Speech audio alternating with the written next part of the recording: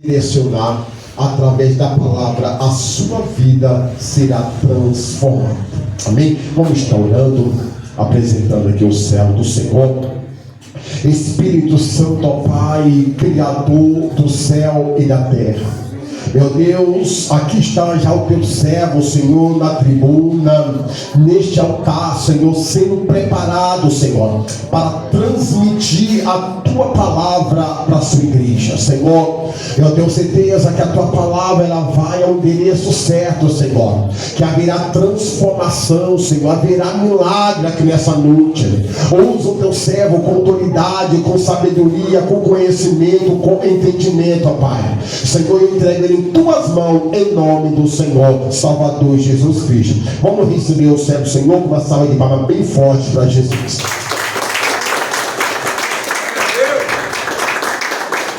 Glória a Deus. Saúde a cada um e a todos com a santa paz do Senhor Jesus. Amém.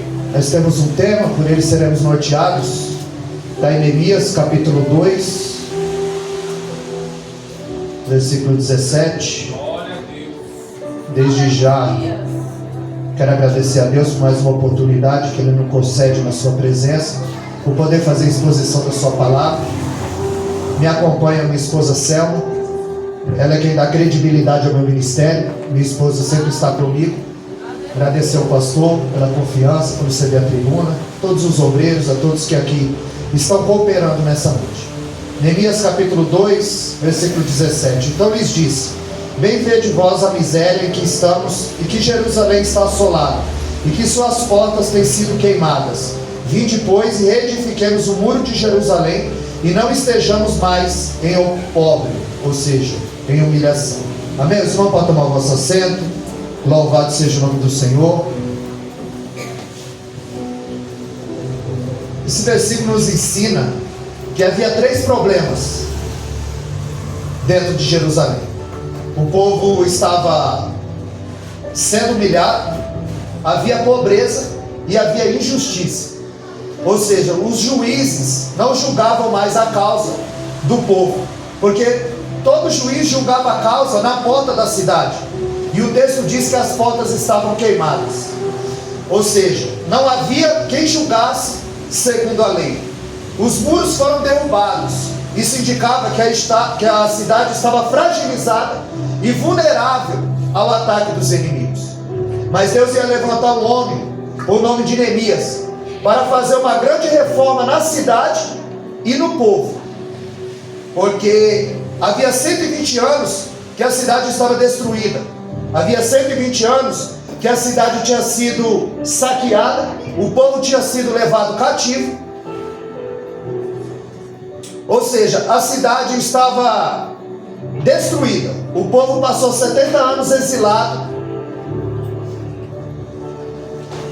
e precisava de alguém para fazer uma grande reforma, para chamar o povo a viver aquilo que Deus tinha para eles. Eles tinham uma política, a Babilônia, de capturar os inimigos e levá-los cativos para a Babilônia. Mas quando a Babilônia cai e o Medo-Persa assume, a política deles era diferente. Eles mantinham os seus subalternos, seus escravos na sua própria terra. Então o Medo-Persa era quem estava dominando, subjugando o povo judeu e a cidade de Jerusalém. Neemias, ele era conselheiro do rei. Ele não era somente um copeiro, ele era um homem de confiança. Ele cuidava da alimentação do rei, ele cuidava da bebida do rei. Ele era um homem que praticamente o braço direito do rei, porque num tempo que todos os reis eram envenenados, ele provava a comida antes, a alimentação antes. Então Neemias era um homem de confiança do rei. E quando veio um dos seus irmãos, o nome de Anani, a Bíblia diz que Neemias perguntou como ia o povo em Jerusalém. E ele dá-lhe a notícia que o povo estava em grande miséria, que o povo estava sendo humilhado, que as portas estavam queimadas e os muros estavam derrubados. Aí a Bíblia diz em Neemias capítulo 1 e o verso 4, que Neemias, ele quando ouviu isso, ele chorou e lamentou. E como o pastor bem frisou aqui, porque chorar lamentar é normal, mas a Bíblia diz que ele se posicionou. A Bíblia diz que ele jejuou e orou. Ele tomou uma posição diante de Deus. Ele não ficou prostrado diante da adversidade. Ele não disse: a vida quis assim, é o destino. Não, porque ele conhecia o Deus a qual eu e você serve. Aleluia. Aleluia. A Bíblia diz que quando ele toma conhecimento do problema, naquele momento ele era a ferramenta a qual Deus ia resolver aquele problema. Quando o problema chega no teu conhecimento, você é a ferramenta que Deus quer usar. Tem hora que você tem que orar, mas tem hora que você tem que pôr a mão na massa, e tem hora que você tem que pôr a mão no bolso. Neemias era um homem, um líder que orava e agia. Era um líder que falava e fazia. Era um líder que planejava, executava e inspirava as outras pessoas para o trabalho. Neemias era alguém que não buscava a sua própria glória, a sua promoção. Neemias era alguém que buscava a glória de Deus e o bem-estar do povo. Neemias ora, o texto diz que ele ora 120 dias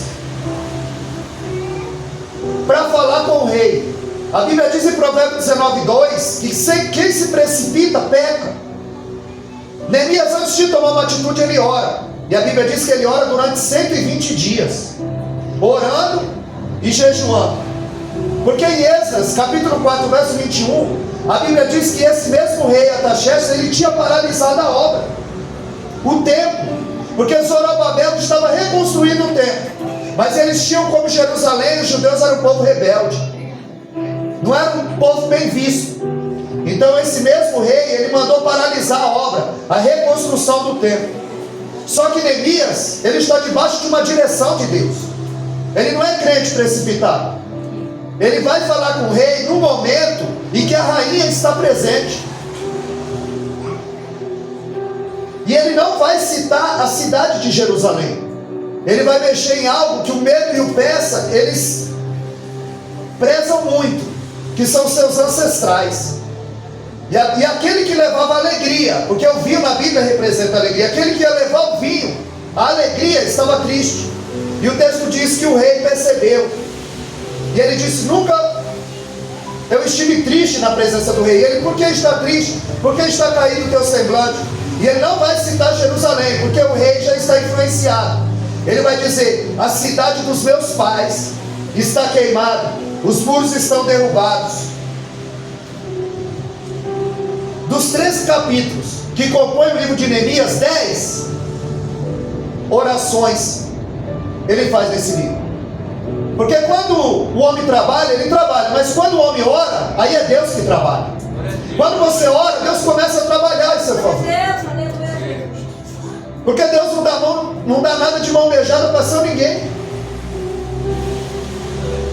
E a oração dele tem adoração, tem petição, tem confissão e tem intercessão. Ele se coloca junto e diz: nós pecamos contra ti, nós fizemos o que não era reto aos seus olhos. Porque a oração sem ação é fanatismo. A gente precisa orar, mas a gente precisa agir. A gente precisa se posicionar como Neemias se posicionou. Ele ora 4 meses, mas o muro ele reedifica em 52 dias. Nota que ele passa mais tempo com oração do que com qualquer outra coisa. Porque Neemias é um homem de oração, é um homem de jejum. Ele está em Suzã, mas o seu coração está em Jerusalém. E ele acha graça diante de Deus. Ele acha graça diante do rei. Aleluia, Jesus. Glória a Deus. E o rei lhe dá cartas e o envia. E ele tinha uma vida estabilizada. Ele era um homem conselheiro do rei, de nada tinha falta, tinha uma vida estabilizada. Mas ele prefere abrir mão do seu conforto para se juntar ao povo de Deus, porque a causa do povo de Deus é a nossa causa. Ou seja, o primeiro passo para Deus usar um homem e uma mulher é renúncia. Ele renunciou ao conforto do palácio para buscar se unir com o povo para reconstruir a obra do Senhor. Porque Deus não usa por ordem de chegada. nada, pastor. Deus usa por ordem de renúncia. Precisa ter renúncia. A Bíblia diz em Gálatas 5,17 que o Espírito contenta contra o corpo e o corpo contra a carne.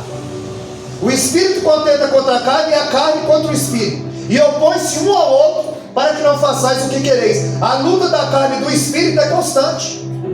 E se você não sente essa luta, aí a gente tem que verificar a pulsação. Talvez a gente esteja morto espiritualmente, porque o teu espírito quer adorar, a tua carne quer ficar em casa. Está chovendo, você vai se resfriar, mas o teu espírito quer adorar. É renúncia. Certa feita, a Bíblia diz que Tiago e João chegaram diante de Jesus e disseram: mestre, nós queremos te fazer uma petição, que na tua glória, no teu trono, permita eu me assentar à direita e o meu irmão à esquerda. E parece que eu vejo Jesus dizendo: sentar à minha direita e à minha esquerda não compete a mim, porque não é por ordem de chegada, não é porque vocês fazem parte do ciclo íntimo que vocês vão ter a preeminência, porque não é por ordem de chegada, é por ordem de renúncia. Ele está dizendo: você pode beber o cálice que eu vou beber, porque você só está enxergando a coroa, você só está enxergando o trono, você só está enxergando a glória, você não está enxergando a chicotada, a cusparada. Porque tem muita gente que pensa que a igreja é vacina, que ele vai chegar aqui pobre e vai sair rico. Tem muita gente que não conhece a Bíblia, então tem que colocar tudo que se põe à mesa. E crente que não conhece a Bíblia é presa fácil. No campo de batalha ele é aliciado facilmente, e na primeira investida do adversário ele toma, porque ele não sabe como agir, porque Deus se revela através da sua palavra. E a Bíblia diz em Provérbios 15:24 que o caminho do justo é para cima, para que se desvie do inferno que está embaixo. Porque o inferno não é mentira, não é falácia, não é utopia. O inferno é verdade. E a Bíblia diz no Salmo 9:17 que está preparado para o ímpio e para todas as pessoas que se esquecem de Deus. Provérbios 16:4 diz que Deus fez todas as coisas para o seu próprio fim, e o ímpio para o dia do mal.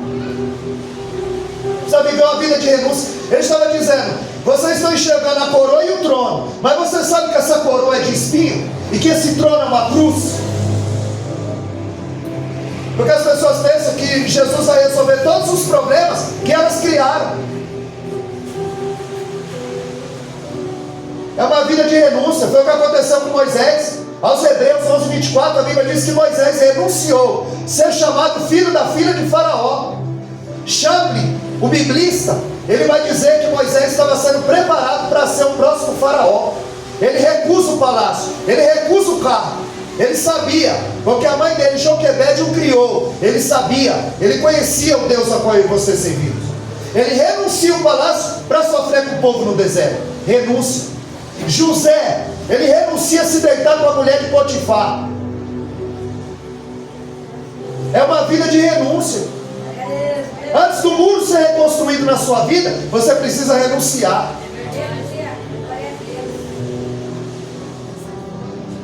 É por isso que Deus, ele tira Moisés do palácio para usar no deserto, e tira José do deserto para usar no palácio. Deus usa Esther dentro do palácio e usa Mardoqueu fora do palácio. Na Babilônia, Deus usa Daniel dentro do palácio e usa Ezequiel fora do palácio. Não importa onde, Deus quer te usar. Deus não quer te usar só aqui na igreja. Deus quer te usar no teu trabalho, Deus quer te usar na tua casa. É porque você precisa ser o sal da terra. O que está faltando no povo é sede. Porque Mateus 5,13, Jesus disse: vós sois o sal da terra. E se você for na prateleira, no mercado, a mais suja é a do sal, e não tem promoção de sal. Minha esposa nunca disse: compra 10 pacotes de sal, que o sal está na promoção. Não tem propaganda de sal, nem faixa, porque o sal não aparece. Você joga o sal no feijão, o sal no arroz, o sal não aparece. Aumenta a carne, aumenta o feijão, aumenta o sal não aumenta. O sal não aparece. Aí você joga o sal no feijão, não aparece. Você joga na salada, não aparece, não. Mas no dia que o sal aparece, alguém diz: a comida estava boa, mas estava saudável. Porque no dia que o sal aparece, ele estraga o banquete. No dia que o pregador aparece, ele estraga o banquete. No dia que o cantor aparece, ele estraga o banquete. Quem tem que aparecer é Ele. Aleluia. João 3,30 é necessário que Ele cresça e que eu diminua. Que Ele apareça e que eu desapareça. Porque o nome dele é que tem que ser exaltado. Deus em toda a glória. Então você precisa salgar o ambiente, salgar o teu trabalho, salgar a tua família, salgar o teu vizinho. Porque depois que você come uma coisa muito salgada, o que dá vontade de fazer? Beber água. Aí Jesus se põe em pé em João 7,37 diz: aquele que tem sede, venha a mim e beba de graça da água da vida. Mas o que falta no povo é sede. O que falta no povo é a gente ser o sal da terra. É a gente anunciar. É a gente orar. É a gente buscar. Porque Deus ele quer te usar para reconstruir os muros que estão caídos. Os muros da vida financeira de alguém, espiritual de alguém, amorosa de alguém. E o povo ficou exilado 30 anos. O povo ficou exilado 30 anos. 70 anos, perdão. 70 anos o povo estava exilado. Porque eles estavam plantando aquilo que eles escolheram. Porque uma coisa é certa, a lei da semeadura. Gálatas 6,7. Deus não deixa escarnecer, ou seja, com Deus ninguém brinca. Tudo aquilo que o homem plantar, ele vai colher. Agora o povo estava colhendo aquilo que fizeram. Abandonaram Deus, colocaram a confiança no templo, adoravam a outros deuses.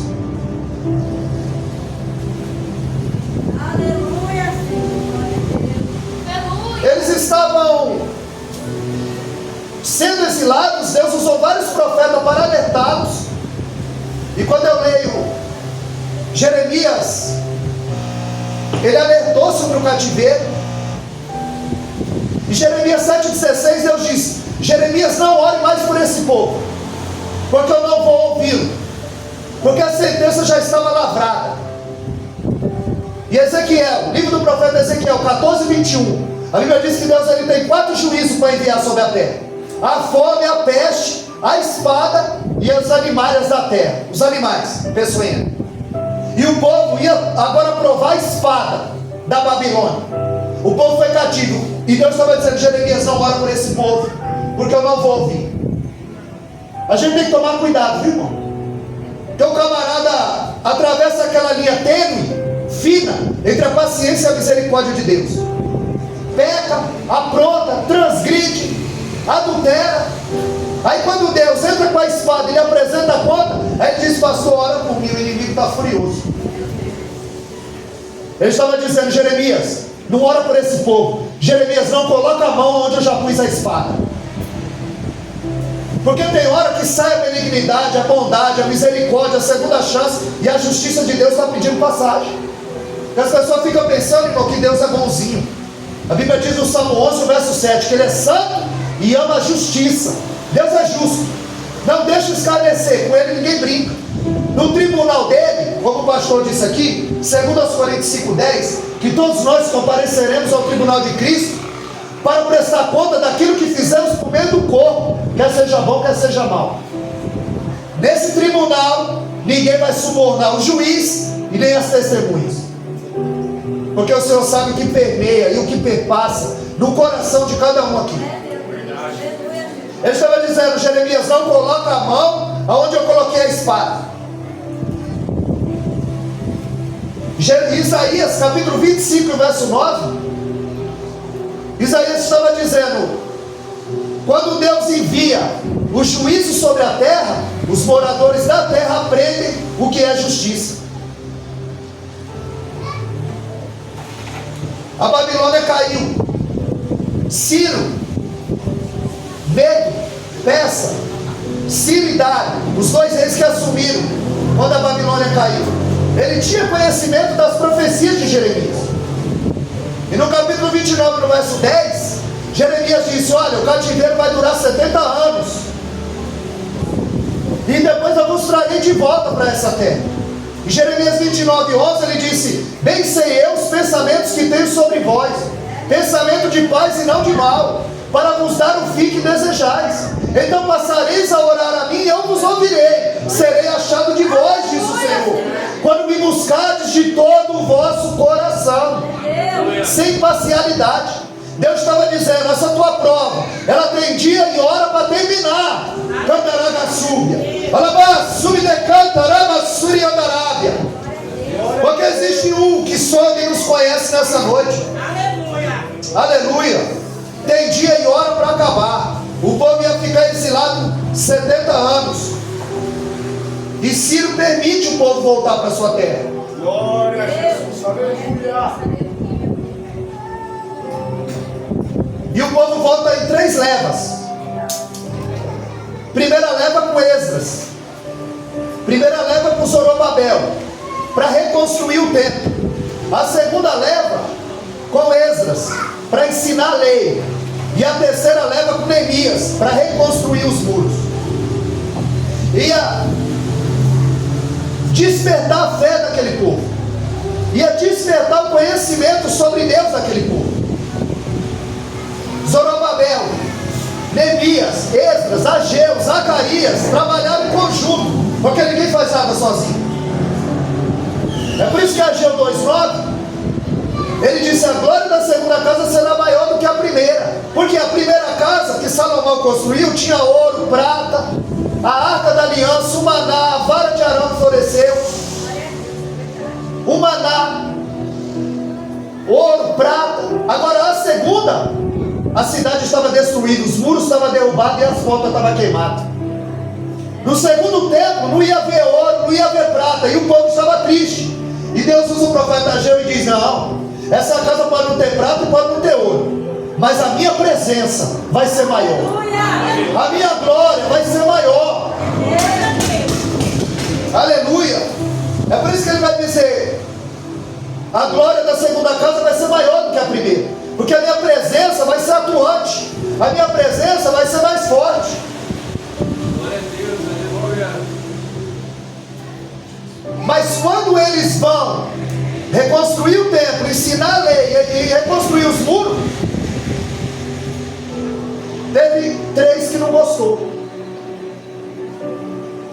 Gésem, Tobias e Sambalá, os inimigos da reconstrução. E eles começaram a zombar, eles começaram a querer desanimar o povo, porque o trabalho era árduo. E quando a igreja dorme, o inimigo semeia o joio. Foi isso que Jesus disse. Por isso nós devemos estar atentos, porque o joio, ele é veneno, e o trigo, ele é alimento. Quando você amassa o joio, produz veneno. Quando você amassa o trigo, produz alimento. Quando Deus amassa o camarada, aí ele revela o que, é que ele tem dentro, se é joio ou se é trigo. Porque todos nós passamos pela moinha de Deus. Deus, ele nos prova todos os dias. Por que você está pensando que o culto começou às 19h30? O culto começou lá na tua casa, quando você abriu os olhos. Você vive em culto, ou você só é crente dentro da igreja? Você vive em culto, você não vem aqui para entrar na presença de Deus. Que hora foi que você saiu? Quando? Glória a Jesus. E você não vem aqui para se encher, você vem aqui para transbordar. Você se encheu do que durante o dia?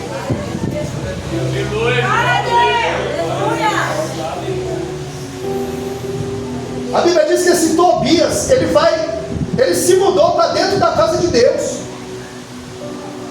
E o inimigo, ele tem 3 armas para tentar parar a igreja: a perseguição, a infiltração e a distração. Foi isso que ele fez em Atos, capítulo 4, capítulo 5 e capítulo 6. No capítulo 4, foi a perseguição. Eles perseguiram os apóstolos e disseram, não prega mais esse nome. Não deu certo. O ataque foi de fora para dentro, não deu certo. O que ele fez? Ele infiltrou um casal hipócrita, Ananias e Safira, para que a igreja caísse no descrédito. Mas Pedro era homem de Deus, usado pelo discernimento. Segunda tentativa dele foi a infiltração. O ataque foi de dentro para fora. É o joio crescendo com o trigo. E a terceira, a distração. Quando chega em Atos 6, a Bíblia diz que eles deixaram a oração e a palavra e foram servir as mesas, fazendo a coisa certa do jeito errado. Porque eles deixaram a palavra e a oração.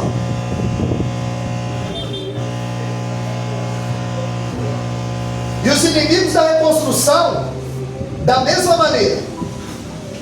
Primeiro eles queriam se unir ao povo.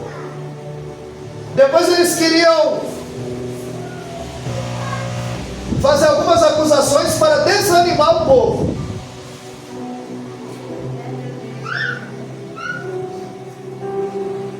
Nós temos que estar atentos, porque o demônio não tem mais cara de demônio. O demônio agora tem cara de santo. É muito Jacó na pele de Esaú. Mateus 7,15, Jesus disse: acautelai-vos dos falsos profetas, porque eles vêm até vós vestidos de ovelha, mas no fundo é lobo devorador. Foi isso que aconteceu dentro da história de Neemias. Se você está nesse tempo, se você lê um livro, você vai ver que lá tem um profeta chamado Semaías, que vendeu seu ministério, a sua consciência, para os inimigos da reconstrução. Eles ameaçavam o povo, eles queriam colocar pânico no povo. Eles chamaram Neemias para uma reunião e ele disse: eu estou fazendo uma grande obra e eu não posso parar. Não olha para a direita nem para a esquerda, continua fazendo a obra. E ele disse: eu estou fazendo uma grande obra, eu não posso parar. E a Bíblia diz que eles tentavam matar a Neemias. E esse profeta Semaías chega diante dele e diz: se esconde no templo, porque essa noite eles virão matá-lo. Só que Neemias conhecia a Bíblia, e crente que conhece a Bíblia, irmão, não fica enganado. Não come qualquer coisa que põe à mesa. Ele conhecia a Bíblia. Ele viu que essa profecia não tinha coerência com a palavra. Para que Deus vai mandar um profeta aqui para falar o teu CPF? Tem respaldo bíblico? Você viu revelando o CPF de alguém dentro da Bíblia? Quando Semaías profetiza para ele, entra no templo, Neemias conhecia a Bíblia. Ele sabia que em Números 18, verso 7, a Bíblia diz: só quem podia entrar no templo era o sacerdote e o levita. E Neemias não era sacerdote nem levita. No dia que o rei Uzias entrou no templo, ele ficou leproso e morreu. A profecia dele não tinha coerência com a Bíblia. É por isso que 1 Coríntios 14:3, a Bíblia diz que a profecia, quando ela vem, ela exorta, edifica e consola. A Bíblia diz em Provérbios 29:18 que sem profecia o povo se corrompe. Profecia aqui nos dois textos não tem nada a ver com esse que te diga e esse que te fala. Profecia aqui é ensino, é a palavra do Deus eterno. Aleluia. Glória a Deus.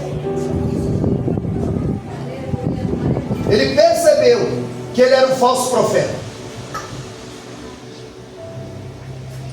O muro foi reconstruído, as brechas foram tampadas. A Bíblia diz em Ezequiel 22:30: e busquei dentre eles um homem que estivesse na brecha, tapando o muro, para que não destruísse aquela cidade, e ninguém achei.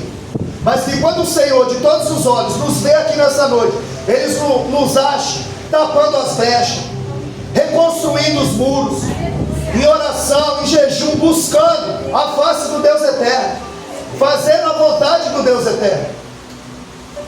Porque a maior evidência de quem está cheio do Espírito Santo não é pular, não é girar, não é gritar, não é cantar, não é pregar, não é falar em língua.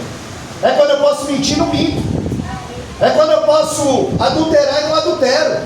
É quando eu posso passar alguém para trás e não passo. Porque eu estou cheio do Espírito Santo, eu tenho temor. Provérbios 1:7, princípio da sabedoria é o temor de Deus. Aleluia. Ou seja, não é medo, é reverência. É ser guiado pelas Escrituras. Glória a Deus, aleluia. O muro foi reconstruído, mas a maior reforma não foi a cidade edificada. A maior reforma no livro de Neemias foi o povo, que foi restaurado junto com a cidade, porque ele edificou o muro, mas o povo também foi edificado. Colossenses 2:7 Paulo diz que nós devemos estar enraizados e edificados em Cristo.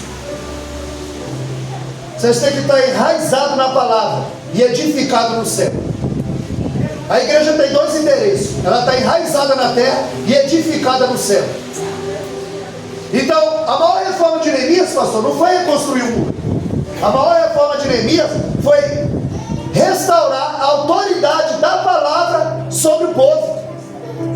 Porque a palavra executa aquilo que ninguém pode executar. Ela muda a vida do mais vil pecador. Por isso que Hebreus 4:12 diz que a palavra de Deus é viva, produz vida. Ela é eficaz, causa efeito. E ela é mais penetrante que espada alguma de dois gumes. E é apta para dividir a junta da medula e a alma do espírito. Aonde o bisturi do médico não chega, essa palavra chega. Agora a palavra ela é comparada com espada. Por quê? Porque ela nos confronta. Se fosse para fazer carinho, ele ia falar que a palavra era travesseiro. Mas nós precisamos, aleluia, examinar as escrituras de forma aprofundada. Porque quando eu leio 2 Crônicas 34:15, a Bíblia diz que quando o rei Josias ele mandou fazer uma faxina no templo, ele manda Ilquias, o pai de Jeremias, e Safão, o escrivão. Eles começam a fazer uma faxina no templo. E a Bíblia diz que eles acharam o livro da lei. Se eles acharam, porque estava perdido. E aonde? Dentro do templo.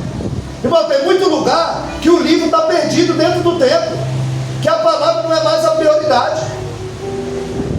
Só que Neemias era um homem que prezava pela palavra. Na mão de Neemias o livro não estava perdido. No governo de Neemias o livro não estava perdido. Ele era o governador.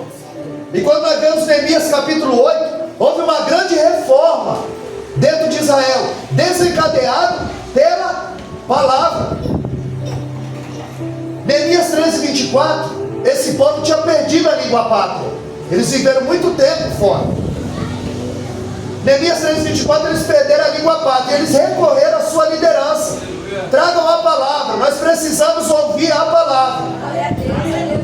A Bíblia diz que Esdras traz o livro da lei. O livro não estava perdido. E eu percebi que aqui também o livro não está perdido. Uma nova cheia. O livro não estava perdido, irmão. O livro ainda é primazia. Louvado seja Deus.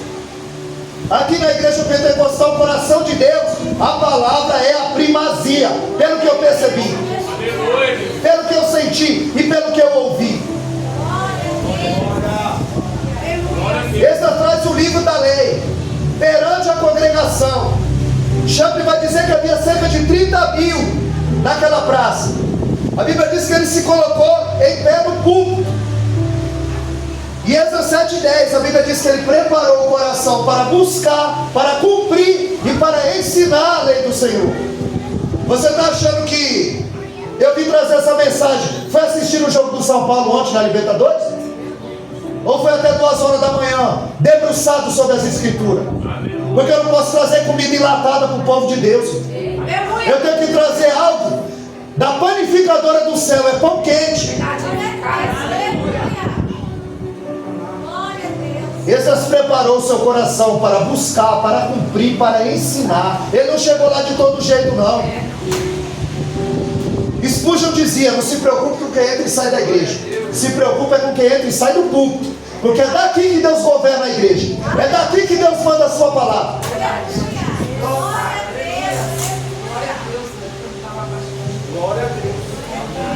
A Bíblia diz que quando Esdras abriu o livro, toda a congregação se colocou em pé, em reverência à palavra, como nós fizemos aqui. Está no verso 5 de Neemias 8. Quando ele abriu o livro, toda a congregação se colocou em pé. E a Bíblia diz no verso 3 do capítulo 8, que da alva até o meio-dia, ou seja, das 6 da manhã até o meio-dia, em pé, debaixo do sol quente, todos estavam extremamente compenetrados, ouvindo, como o pastor disse aqui, não bebe água, não vai ao banheiro, extremamente compenetrado, ouvindo. Aleluia. O pastor disse aqui: quem está triste, diga amém. Estavam todos atentos, porque é muita igreja nós vemos isso e as pessoas estão desapercebidas. Eles estão na nave da igreja, mas o pensamento só Deus sabe onde está. É, Deus, a glória. A Bíblia diz que Esdras lia, explicava e fazia com que ele entendesse, com que o povo entendesse. Na proporção que ele pregava, a Bíblia diz que o povo levantava a mão, adorava, o povo se prostrava com o rosto em terra, o povo dizia amém. E no verso 9, a Bíblia diz que o povo chorava ouvindo aquela mensagem. Porque aquele povo não tinha fome de prosperidade. O intuito deles não era ser rico, eles tinham fome, era da palavra. E se você está aqui numa quinta-feira a essa hora, porque você tem fome da palavra. Porque na agenda do homem não era para eu estar aqui. Na agenda do homem não era para eu estar aqui. Porque quem ia pregar aqui era o presbítero Douglas. Ele não pôde vir e me enviou. E outra, eu trabalho até 21 horas, mas eu estou aqui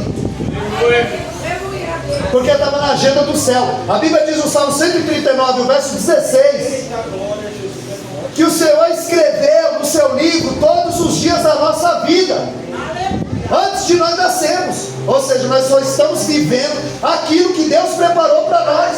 Ele já tinha marcado esse culto. Quando o povo começou a chorar, Neemias, o governador, e Esdras, o escrivão, disseram: não chore, porque quem marcou esse culto foi o Senhor.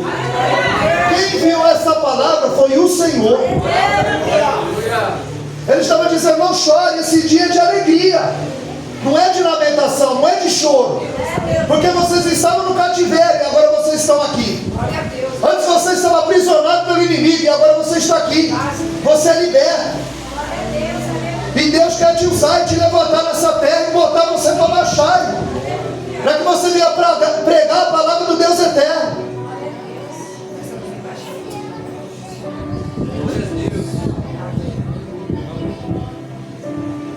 Glória.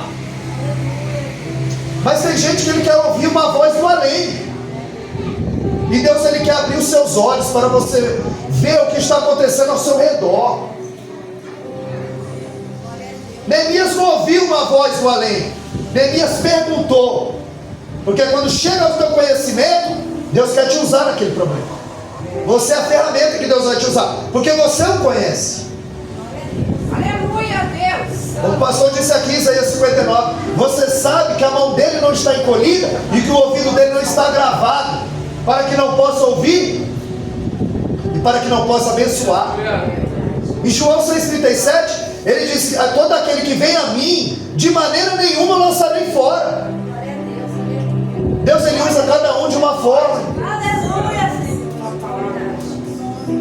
Deus usa quem quer, a hora que quer, da maneira que quer. Levanta quem quer, do seu jeito. Filipenses 1,6, aquele que começou em vós a boa obra, ele é fiel para aperfeiçoar. Ele começa, depois ele te dá as ferramentas. Mas você precisa se posicionar como Neemias. No 4 ele chorou e lamentou, mas depois ele orou e jejuou, ele se posicionou. Essa campanha é para você se posicionar. Vocês ouviram vários, Deus falou de multiforma, e agora é tempo de se posicionar. Não é mais chorar e lamentar e dar um de coitado, não. Aleluia. Porque tu tem um Deus que tudo pode, e nenhum dos pensamentos dele pode ser impedido. Se o boi soubesse a força que ele tem, se o boi soubesse, a força que ele tem, ninguém colocava uma argola aqui, ó, e com o dedo guiava o boi. Com o dedo, com uma argola. Por quê? Porque ele não sabe a força que ele tem. E muitas vezes o cristão não sabe a força que o Deus dele tem, que a oração dele tem, que o joelho dele tem. Mas a gente quer ver acontecer na hora. É verdade, Jesus. Mas Deus, ele trabalha longe do nosso alcance visual. Aquilo era um tempo de humilhação, de miséria, de pobreza. Mas Deus já tinha enviado um homem de Deus para mudar aquela situação. Através do quê? Da oração e do jejum. Através do posicionamento. Porque muita gente quer as bênçãos de Deus, mas e o Deus das bênçãos? Muita gente o serve por aquilo que Ele pode dar, e não por aquilo que Ele já fez. Porque tudo que Ele tinha para nos dar, Ele já nos deu. O seu Filho. João 3,16 é o textuário da Bíblia. Que Deus amou o mundo de tal maneira é incomensurável, não tem como medir. Para que todo aquele que nele crê não pereça, mas tenha saúde, carro do ano, casa. Não, 1 João 2,25, a maior promessa que Ele nos fez: vida eterna. Porque em Miqueias 2,10, a Bíblia diz: levantai e andai, porque o vosso descanso não é aqui. Que você está preso nessa dimensão por meio desse corpo. Existe algo além disso. E o destino da tua viagem você escolhe aqui. Senão você vai fazer igual o missionário morto de Lucas 16. O rico e o Lázaro, o pobre. O rico morreu, foi para o Hades, o tormento. O Lázaro morreu, foi para o seio de Abraão, o descanso. Aí quando ele estava no tormento, ele levantou os olhos e disse: envia lá na casa do meu pai. Ué, quando ele estava vivo, ele não quis fazer missão. Faz missão enquanto você está vivo. Porque depois que ele estava morto, aí ele queria fazer missão, missionário morto. Envia na minha casa, para que o meu pai e meus irmãos não venham para este lugar de tormento. Porque após morte, ele viu que era verdade, que não era falácia. Falácia é uma mentira que parece verdade. O inferno é verdade. E quando ele viu que era verdade, ele falou: envia lá na minha casa. Mas já era tarde, porque o tempo é agora. Aleluia. O tempo é agora. Aleluia. Para encerrar, Deus é lindo, Jesus, glória. sem a ajuda do nosso Deus, nós não vamos a lugar nenhum. Nós não vamos reconstruir nada. Sem jejum, sem oração, sem um posicionamento, sem renúncia, como foi falado. Porque para a mão de Deus se mover ao nosso favor, para nós dizermos, como Neemias dizia: a boa mão do Senhor estava sobre mim. E Romanos 8,28, todas as coisas cooperam para o bem daqueles que temem e amam ao Senhor. Ou seja, sem a mão do nosso Deus, todo o trabalho é vão. Salmo 127, verso 1. Se o Senhor não edificar, em vão trabalha os que edificam. Se o Senhor não vigiar, em vão vigia o sentinela. E Zacarias 4,6 diz que não é por força nem por violência, mas sim pelo Espírito do Senhor. E João 15,5, ele diz: sem mim nada podeis fazer. Romanos 8,31, se Deus é por nós, quem será contra nós? 1 João 4,4, a Bíblia diz que maior que está conosco do que o que está no mundo. A boa mão de Deus está sobre essa igreja, está sobre a tua vida, está sobre a minha vida nessa noite. Louvado seja o nome do Senhor. Então que nós possamos, aleluia,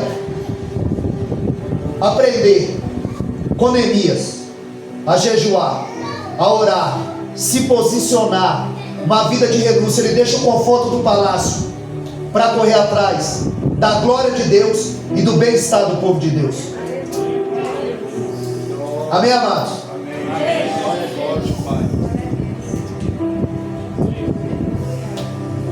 Que Deus nos abençoe grandemente. Eu tenho um canal no YouTube, essa mensagem vai subir com a autorização do pastor. Eu pedi para a irmã colocar. Os irmãos quiserem ver essa mensagem de novo, ela vai subir para o YouTube. Esse é o canal. Não tem um ano que eu fiz esse canal, não foi para aparecer não, viu, irmão? Foi porque eu precisava liberar espaço do meu celular, e acabou que espalhou o evangelho, Nós temos levado a palavra do Senhor pela misericórdia dele. Deus é maravilhoso. Nós temos consciência que se a mão do Senhor não estiver conosco, nada nós faremos, nada nós falaremos. Então essa mensagem vai subir, os irmãos acessam lá depois. Eu tenho o contato do pastor, também vou mandar o link para ele compartilhar com os irmãos. Mas se o irmão pesquisar lá no YouTube esse nome, essa mensagem vai subir, tem outras mensagens lá. Se inscreva lá, né? Nós somos ali de Guarulhos, né? Nós viemos lá de Guarulhos para trazer uma palavra para os irmãos. Amém? Que Deus os abençoe. Muito obrigado por essa oportunidade. Eu agradeço a Deus, ao pastor e aos irmãos que tiveram paciência para nos ouvir. A senhora agradece a oportunidade e as palmas logo agradecem o nosso Deus.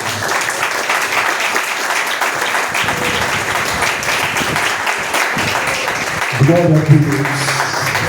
Graças a Deus. Amém. Olha, esta palavra. Quem recebeu a palavra aí, diga amém. Glória a Deus. Essa é uma palavra de avivamento, meu irmão. A palavra que ela transforma, a palavra que ela cura a pessoa. Amém. Aleluia. Glória ao Senhor. Eu tenho certeza que esta campanha foi uma campanha